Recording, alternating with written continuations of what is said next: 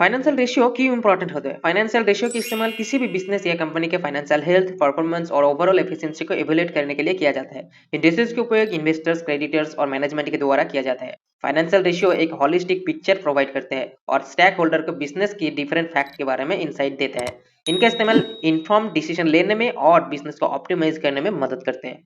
Financial ratio को कुछ different categories में क्लासिफाइड करा जा सकता है, जैसे कि liquidity ratio, activity ratios, leverage ratios, profitability ratios and valuation ratios.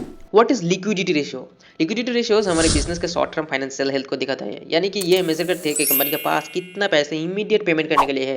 Liquidity ratio कुछ डिफरेंट कैटेगरीज में क्लासिफाइड कर सकते हैं, जैसे कि current ratio, quick ratio and cash ratio. Current ratio क्या होते हैं? करंट रेशियो ये बताते हैं कि कंपनी के पास कितना गुना करंट एसेट है करंट लायबिलिटीज के कंपैरिजन में। कैसे कैलकुलेट करें? करंट रेशियो को निकलने के लिए आपको कंपनी का करंट एसेट को कंपनी का करंट लायबिलिटीज से डिवाइड करना पड़ते हैं। फॉर एग्जाम्पल, अगर किसी कंपनी के पास 50,000 रुपीज करंट एसेट है एंड 30,000 रुपीज करंट लायबिलिटीज है, तो करंट रेशियो होगा 1.67।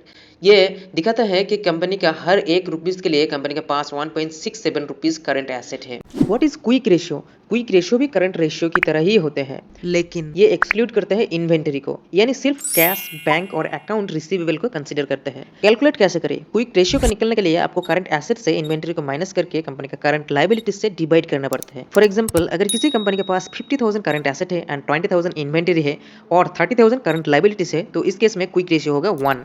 क्विक रेशियो ये बताते हैं कि हर एक रुपीज के लिए कंपनी के पास एक रुपीज क्विक एसेट है। What is cash ratio? Cash ratio बताता है कि कंपनी के पास कितना कैश और कैश इक्विवेलेंट है और कितने करंट लायबिलिटीज को कवर करने की कैपेसिटी है। इसमें सिर्फ वो पैसे इंक्लूड होते हैं जो तुरंत कैश में कन्वर्ट कर सकते हैं। How to calculate? Cash ratio को निकलने के लिए कैश और कैश इक्विवेलेंट को करंट लायबिलिटी से डिवाइड करने पड़ते हैं। मान लीजिए किसी कंपनी के पास 15,000 रुपीज कैश और कैश इक्विवेलेंट है और 10,000 रुपीज करंट लायबिलिटीज है, तो इस केस में 1.5 होगा कैश रेशियो। ये बताता है कि हर एक रुपीज के लिए कंपनी के पास 1.50 रुपीज के कैश और कैश इक्विवेलेंट है। ज्यादा कैश रेशियो इंडिकेट करते हैं कि कंपनी फाइनेंशियली स्ट्रांग है और शॉर्ट टर्म ऑब्लिगेशन को कवर करने में कैपेबल है। लेकिन इंडस्ट्री बेंचमार्क्स और स्पेसिफिक कंपनी के सर्कमस्टेंसेस को भी कंसीडर करना इंपॉर्टेंट है इस रेशियो के समझने में। नेक्स्ट वीडियो में हम जानेंगे एक्टिविटी रेशियोज के बारे में।